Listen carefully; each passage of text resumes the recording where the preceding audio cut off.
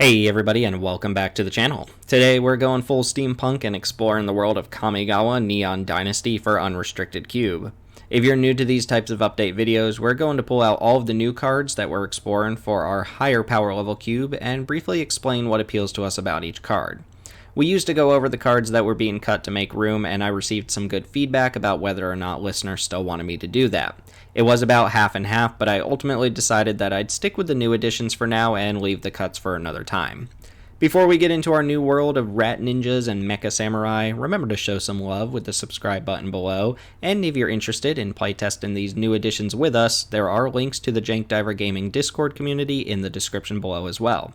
And hey, if you're a podcast listener, we'll also link our podcast where we recently did a deep dive on everything from Neo that we found worthy of chatting about.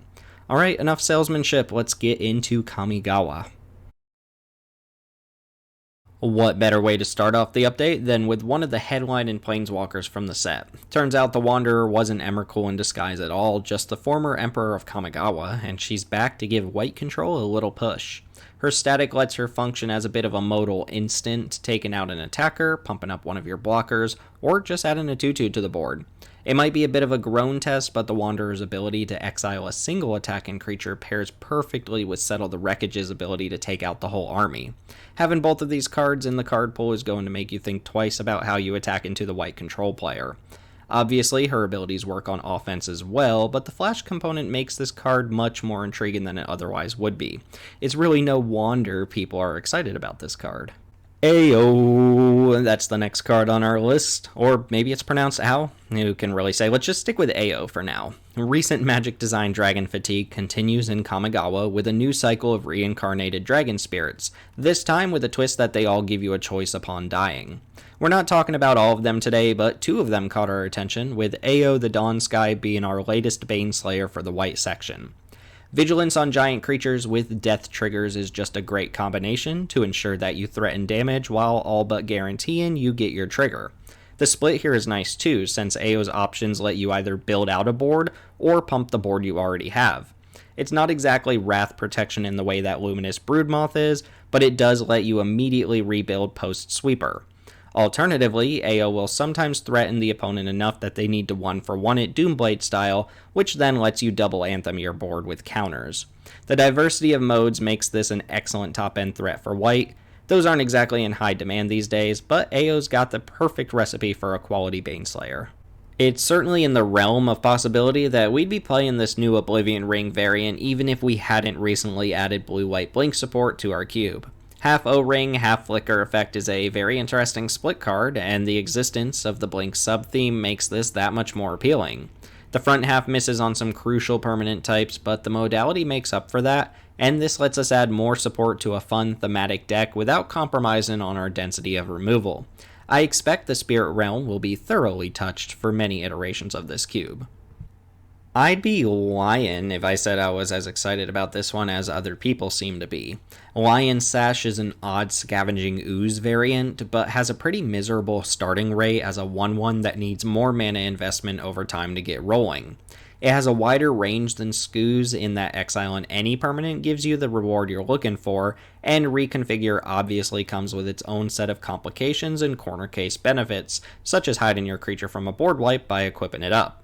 I'm sure once the ball is rolling, this card starts to look pretty powerful, but still the floor is pretty weak, and requiring extra white mana and permanents in the graveyard makes this a bit less reliable earlier in the game. As a top deck or late game mana sink, I see some potential here, but for now we're going to refer to Community Judgment and hope it impresses us. There's not much to say about Spirited Companion. It's Elvish Visionary in a color that makes better use of this type of creature, cantripping and leaving a body behind for anthems, sacrifice effects, or blink effects. It's a pretty average effect that has utility across enough different archetypes to make it a worthwhile inclusion, although it is rubbing up against a bunch of good white 2-drops we could be playing instead. Not every Historic Cube is interested in blue tempo decks, but ours certainly is, and that means that we're always in the market for a good Flying Man, or 1/1 flyer for 1. We got a lot of flack for adding Lantern Bearer into our higher power level environment, and while I get that the card looks like draft chaff, I maintain that it served a meaningful purpose for the cube.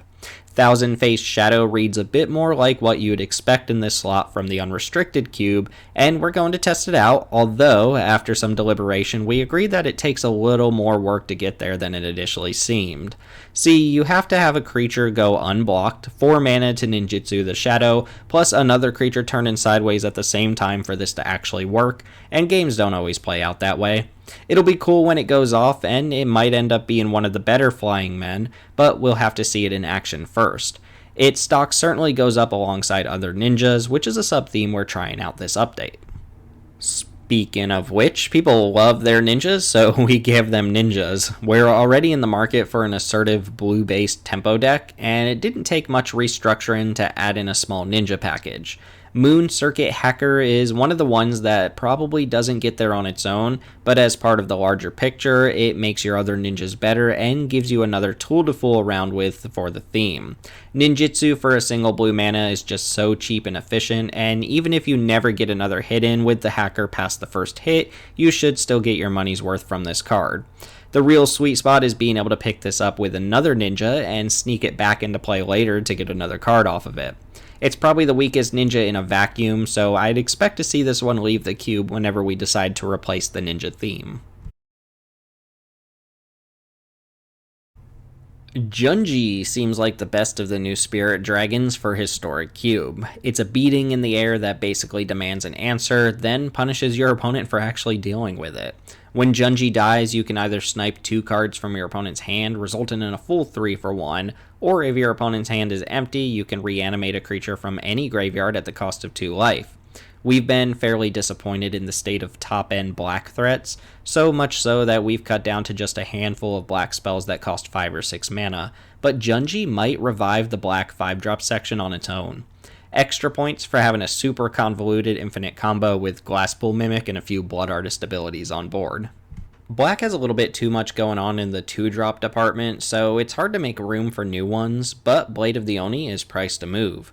I can't imagine the reconfigure text is going to come up too often, but when it does, it should help enable a big attack while also providing a strange form of wrath protection. This is all demonic gravy, to be honest, as the use case of a 3-1 menace is a great place to start, making it an awesome addition to black aggro decks. I don't really know what else there is to say about the card. Assuming you're reading the same card I'm reading, I think it's pretty self-explanatory why this is making the cut. I went a little more in-depth on Okiba Reckoner raid in our latest podcast episode than I plan to here, but to give you the short version, I think this is a functional 1-drop for black aggro decks that has a little bit of upside and downside compared to some of the lesser 1-drops like Diregraph Ghoul and Friends. Essentially, this does the job of a 2-power 1-drop on the second turn of the game, gains a little bit of life, which matters for certain styles of black decks, and isn't completely useless as a top deck on a stalled out board. The big downside, and it is a real drawback, is that you can't swing with this on turn 3 when it transforms. Missing that attack could be a critical misfire, but I think there's enough going on to try this out and see how it stacks up to other black 1-drops. Also, it gives your other vehicles Menace, which is clearly unbelievably broken. We've talked before about how a card being flexible or modal does not preclude that it's powerful. Simply having more modes doesn't mean you're doing anything special if none of the modes are that impactful when you actually use them. Soul Transfer looks to be the opposite. It's a modal spell with one of the modes, the Raise Dead effect for creatures or planeswalkers, looking extremely overcosted. If we're being honest, the split here is probably something like 90% to 10% in terms of how often you'll just use the removal half of the card. The thing is, the removal half is impactful and does provide a reason on its own to have this card in your deck, which means the Raise Dead mode is just upside. This is what the bar looks like for modal spells. At least one mode needs to be in effect that you wouldn't be embarrassed to play if that was all the card did. Soul Transfer is a sorcery speed hero's downfall, but exiles to make up for losing out on instant speed interaction. You won't Raise Dead often, but you don't need that mode here to be satisfied with the effect of this card. It's simply a bonus ability in those rare games where it's better than exile an opponent's threat. Also, there's the rare instance when you'll get both modes at once, and that'll certainly lead to some fun story moments. I'm not sure if the hand disruption joke was intentional or not, but Biting Palm Ninjas are newest addition in the line of creatures that come with Thought Seizes attached to completely ruin my day. The hand disruption part of this card makes it a nice threat for aggro decks as well as an interactive tool for the ninja deck. The interesting part of this card is that you don't even need to ninjutsu it to make it work. A 3/3 menace with a combat ability still gets in a decent amount of the time. The stats are there, the ability is great, and there's a fun little hand pun to tie the whole package together. Wow, this truck hits hard. Crew 2 is pretty easy for the decks looking to use Mukatai's Soul Ripper as a sacrifice effect or as a beatdown machine. Soul Ripper will make quick work of anyone who doesn't have the appropriate form of interaction for it. It dodges most wraths and sorcery speed removal, and the black decks looking to end the game quickly often have a few recursive threats to ensure there's always a driver. In other words, you're going to need a game plan to not lose to this card very quickly. Think the power of something like Untethered Express, but starting on turn 3 instead of turn 5. Oh, and sometimes it has Menace. Now here's a card that both Chris and I are both maybe a bit too excited by. From a design perspective, Reinforced Ronin is the type of card I love. It does something specific early in the game, that is, gets in for some damage for the red aggro deck, and cycles away later in the game when it's outlived its usefulness. It's just clean, wholesome magic design at its finest. Clearly, it's not taken over as one of Red's best cards or anything like that. It doesn't give you lasting board presence, and it won't always get a clean attack in, but it's also a 1-drop, so what else are you expecting? The aspect that excites us most is the abusable combo potential with cards like Conspiracy Theorist or Luris. That's right, folks, we finally broke Luris after all this time. Jokes aside, being able to turn an aggressive 1-drop into a roundabout card advantage engine is super cool, and we're jazzed to play with the Ronin, even if we might be overselling it just a little bit. It's finally time for Historic Cube to get a little freaky with Kiki Jiki. And by Kiki Jiki, I of course mean this weird, hard-to-grok saga that starts off like a bad Magda, does a bad impression of Seasoned Pyromancer, and then finally becomes a by-the-numbers safe pseudo-impression of the artist formerly known as Kiki Jiki. We've got another one of these in a second, but Fable of the Mirror Breaker is one of these strange sagas that is definitely worth the sum of its parts, yet it's unclear if waiting for the full effect of the card is worth the time it takes to get everything spelled out on the card. You'll get 2 2/2s with some useful abilities and a few rummages in between, but you're waiting an awfully long time to get it all. It might be worth the initial 3-mana investment, kind of like how Wedding Announcement overperformed expectations, but it's not clear from just reading the card. We're skeptical, but it's worth a test at the very least.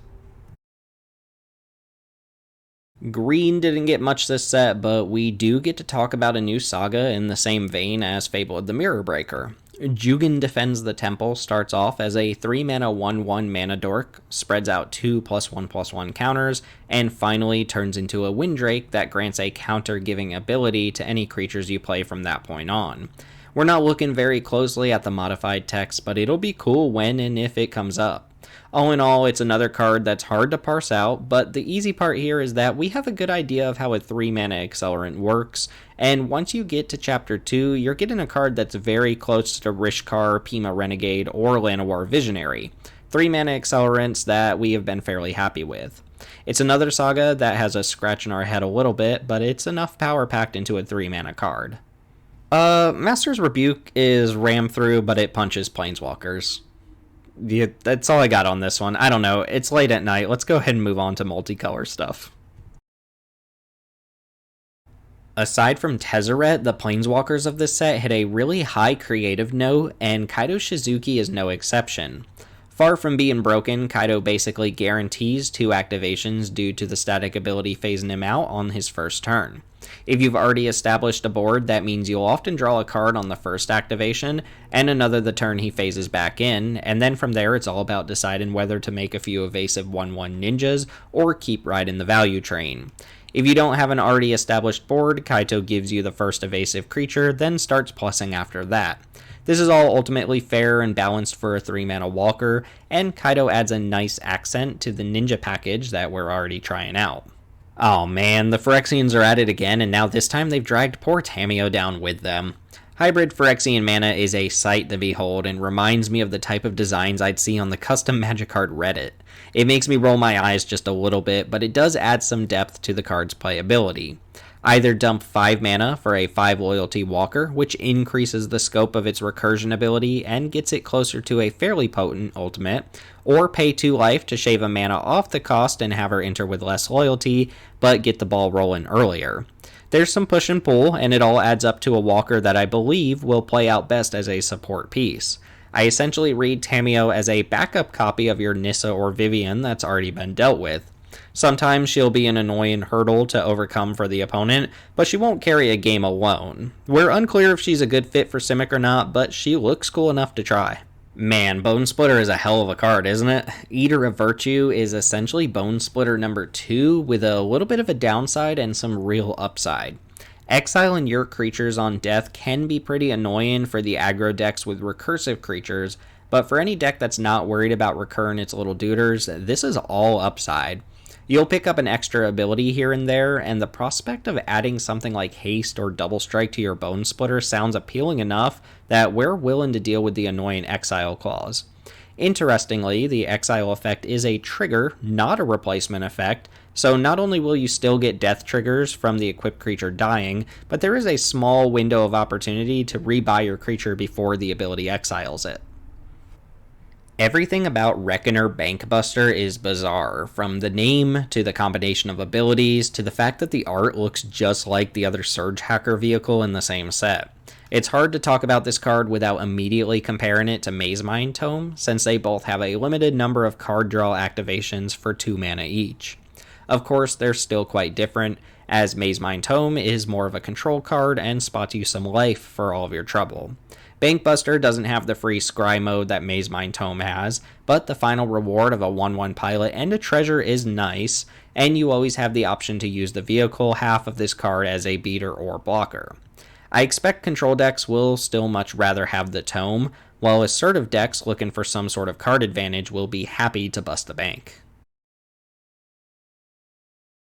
We'll talk about the new cycle of channel lands as one big cluster. For what it's worth, Legendary is such a popular subtype on creatures these days, thanks Commander, that most colors have cheap legends that will help reduce the cost of these channel abilities. Even without the mana reducing abilities, all of these lands are such free-rolly McFree rolls that we'd have to have a pretty good excuse not to make room for all of them. You can put a pretty mediocre effect on a land that comes in untapped and taps for colored mana, and it instantly becomes a shoo-in due to the sheer versatility of the card. We've seen this with a number of historic utility land cycles at this point, like the Eldraine Castles or the Zendikar MDFCs, but the only downside that the channel lands actually have is being legendary, which is only a barrier to playability in Constructed, meaning they're as free gets for singleton cubes. The effect on Iganjo is literally a common combat removal spell that's existed in many forms without us once having even considered it, but staple that ability to a land and let us replace a plains in our deck with it, and we've got a staple white card. This is a huge boon for Azorius control decks, and any white deck is equally happy picking it up. So, enough about the logistics of this cycle of lands, let's briefly touch on what effects we're getting from each of them. Otawara is a fairly standard bounce spell that hits all non-land permanent types. Notably, the way it's worded, it can actually bounce a land that has one of the other permanent types, so this can actually interact favorably with the AFR man lands or creature lands like Crawling Barrens. Another big pickup for blue control decks, but blue tempo decks will also welcome the chance to sub out an island for a land that can clear a blocker out of the way. Takenuma is probably, and by probably I mean most definitely, the worst of the cycle. It's a raised dead with some pre-mill action attached to it, and it can actually recur both creatures and planeswalkers. My gripe with this one is that it'll often take a turn's worth of mana to use the channel ability, so you're not usually affecting the game state in a meaningful way the turn you use it, but like I already said, free is free, and letting one of your would-be swamps turn into a creature from your graveyard in the late game is business. So Kenzan spits out a couple 1/1 duders with haste, and notably there's no sorcery only restriction here, so it can be used on defense as a raise the alarm if need be. Red decks are thrilled to turn lands into threats, and that's what you're getting here. 2 1/1s with haste isn't mind-blowing, but remember, this card is taking the place of a basic mountain in your deck, not another spell. Boseiju Who Endures might be the most welcome of all of these lands. It's a great way to sneak a Naturalize effect into your deck without having to play a sideboard-only card or a main deckable Silver Bullet card that just looks miserable when it misses. It's great when Reclamation Sage has a target, it's embarrassing when it doesn't. It's probably great when Boseiju has a meaningful target too, but the difference is that you're not disappointed if it doesn't, because then you just play it as a land. I don't want to undersell the fact that Boseiju ramps your opponent if you use it as a disenchant, but you have control over when you need to do it and whether or not the extra land is going to be more or less detrimental than whatever Boseiju's target would be. Hiding a typical sideboard-only card in your mana base is huge, and Boseiju gives green decks more reach against difficult-to-interact with permanent types. Alright, that's a wrap for Kamigawa. I should have mentioned at the top of the video that the Unrestricted cube has been scaled back to 360 cards, meaning that every new card and intended archetype will be represented in a typical 8-player draft. This means we'll get our hands on new cards more consistently, and we'll get to see how certain sub-archetypes behave on a regular basis. All in all, the Neo update looks promising, with its fair share of weird speculative cards and obvious staple includes. We're excited to try the new stuff out, and remember, if you want to get in on the action and help us test them out, there are links to our Discord down below. We'll be back soon with the Peasant update, so subscribe to see more videos like this one. Thanks for hanging out. My name's Timothy with Jank Diver Gaming. See y'all next time.